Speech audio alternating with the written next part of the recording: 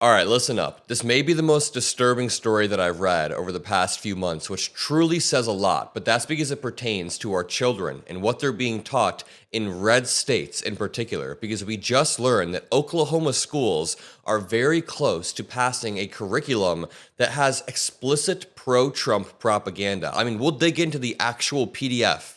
I downloaded the file so we can go through it and look at exactly what they're trying to teach, but one of the lines says that they have to teach about quote unquote discrepancies in the 2020 election. They also have to teach about Trump's tax code and how amazing of a negotiator Trump is. It is some wild, batshit stuff, and we'll break it all down, but just to take a step back, this is the culmination of a decades-long war that Republicans have waged on education in America and the Department of Education. I mean, literally, they're just getting to the point where they can defund the Department of Education while simultaneously trying to place pressure on universities like Harvard and Columbia to teach less DEI woke stuff. So they say in one breath that they don't want Democrats to be able to have their thumb on education, but then Republicans are trying to do exactly that by pressuring universities, banning books, and rewriting curriculum standards. I mean, this literally reads, this new Oklahoma curriculum reads as if Mike Lindell wrote it. It doesn't just place a little bit of doubt in the legitimacy of elections. It encourages students to treat debunked conspiracy theories like it's valid historical analysis. Let's break all of this down. Just make sure you drop a like. And I get a lot of comments like, yo, Adam, I've been watching you for a while, but I didn't realize that I never even subscribed. I am now voting blue. So let's start here. Judd Legum said, next school year, thousands of high school students in Oklahoma will be required to learn about Trump's debunked claim that the 2020 election was tainted by fraud. You know, when they say history is written by the winners, it sounds like a cool phrase, but it actually means this, that oftentimes authoritarian regimes or the winners of wars will rewrite history in their favor. This says, the lesson will not be part of a course on conspiracy theories, but an official component of the new social studies curriculum. And I think it would be an abdication of duty if I didn't download this 200-page document and skip to page, it says 118. On page 118 of this new Oklahoma academic standards for social studies, this is for social studies in particular, it talks about a few presidencies. Now, this is really gonna make you guys mad, but I think it's important we talk about this. So, they talk about analyzing significant events during the Obama administration. They talk about the Tea Party as A, and then military engagements, and then Obamacare, and then the Dakota Access Pipeline, and then they start to talk about the Trump and the Biden administration. This is one of the most egregious dereliction of duties I've ever seen on behalf of anybody that touched this social studies curriculum. Okay, so A says, explain the effects of Trump tax cuts, child tax credit, border enforcement efforts, including Title 42, consumer and business confidence, interest rates, etc., and inflation rates prior to the COVID-19 pandemic. Notice how they talk about Trump's quote-unquote booming economy, but under Obama, they don't even talk at all about the recovery from the 2008 crisis or how Obama helped usher in a lot more economic certainty after the economy straight up collapsed in 2008. I mean, yes, the economy was far from perfect in 2014,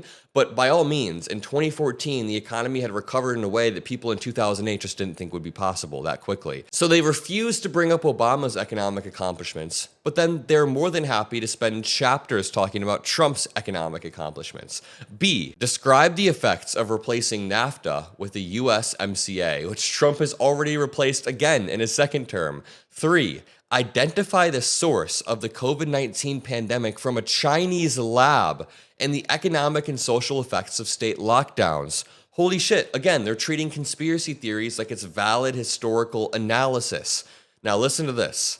Identify discrepancies in 2020 election results by looking at graphs and other information, including the sudden halting of ballot counting in cities in key battleground states, the security risks of mail-in ballots, sudden batch dumps, an unforeseen record number of voters, and the unprecedented contradiction of bellwether trends.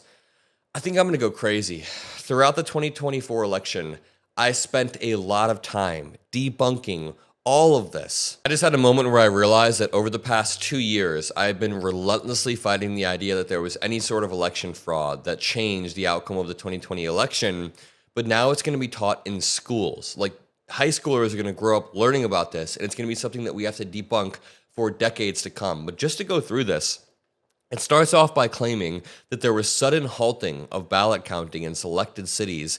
This never happened. All of these are such lies. There was a video of shifts changing. So for example, there were shift changes between workers who had been working for 10, 12 hours, and people took these videos and said, look it, these pauses are happening behind closed doors so they can plant ballots, when all of the pauses were entirely transparent, reported in advance, written down, logged. It then talks about graphs and other information. All of these graphs are insanely misleading. They're actually going to be teaching conspiracy theory graphs in our schools, and it drives me insane. It then says security risks of mail-in balloting. Mail-in voting has been safe for decades. Trump has used it for decades. The military has used it. Many red states have used it. Dozens and dozens of bipartisan studies, including studies done by Trump's own Department of Justice, confirmed the 2020 election was secure. Also, Trump took this evidence, quote unquote evidence, or lack thereof, to over 60 different courts, and all of the courts rejected him and said, dude, there's no evidence of voter fraud. You cannot be making this up. So then Trump's own DOJ did an investigation. They found no evidence of voter fraud. Bill Barr, Mike Pence, all of the people around Trump told him, you got to stop pushing the voter fraud lie. So he pushed away his normal lawyers and gravitated towards Rudy Giuliani. It's a scary, scary thing. But to continue with the election fraud debunking, he then says sudden batch dumps. That's not suspicious. That's completely normal. If you're living in a large urban area, they will transfer large batches to centralized counting centers where they can count it all in one go. There's nothing weird about this, but I guess everything can be a conspiracy theory when you don't understand how the world works. What about this one? Analyze the impact of appointments to the U.S. judicial system of the Supreme Court, like Dobbs versus Jackson Women's Health Organization and the overturning of Roe v. Wade. Now, let's see how they want to cover the Biden admin. I'm sure it's going to be completely fair, right? They have 2 points for the Biden admin. Remember, for Trump, they had A, B, C, D, and E, all crazy. For Biden, it says, describe the challenges and accomplishments of Biden's admin. A, examine the United States-Mexico border crisis and the effects of his administration's policies. B, describe foreign policies exemplified by the United States' withdrawal from Afghanistan, responses to the Russian invasion of Ukraine, and the Israel-Hamas conflict. So the 2 things they want to teach about Biden are the fact that there was a border crisis and his pullout of Afghanistan, which is what Republicans widely say was the weakest part of his presidency. I mean, dude, this is actual North Korean propaganda being taught in our schools. Like, for example, this line right here says, the successful avoidance of new wars, claiming that Trump successfully avoided new wars. That's just BS. The Russia-Ukraine war was ongoing at the time. There were many wars across the globe going while Trump was in office. None of them were quite as in your face as Israel and Palestine, but Russia was still occupying Crimea. There's no mention of Trump's sabotage of pandemic preparedness. There's no analysis of his government shutdown. No mention of the insurrection he incited. Just sanitized and glorified bullet points that you'd see in a North Korean textbook about Kim Jong-il. But dude, Trump messed up so much in his first term, not only with the economy, not only with his COVID response, not only with the election fraud lies, and they're just not going to teach any of that. That's why the onus is now on us to push the truth, to teach all of this. If I had it my way, I would sign an executive order saying you can never, ever teach about the 2020 election being stolen unless you're teaching about the effects that lies from authoritarians have on the country. Now, that would be a much, much different story. I would endorse a course that goes into how the 2020 election was disrupted by a wannabe authoritarian president, and imagine a course that taught the effects of lies, how to notice these lies, debunk these lies, and understand when the president's lying to you. That is something we should teach our children 100%, those critical thinking skills, and I'll leave it at that. If you agree, if you appreciate what I do, drop a like, make sure you subscribe, say hi Adam if you made it this far. I'll see you all in the next video. Peace out.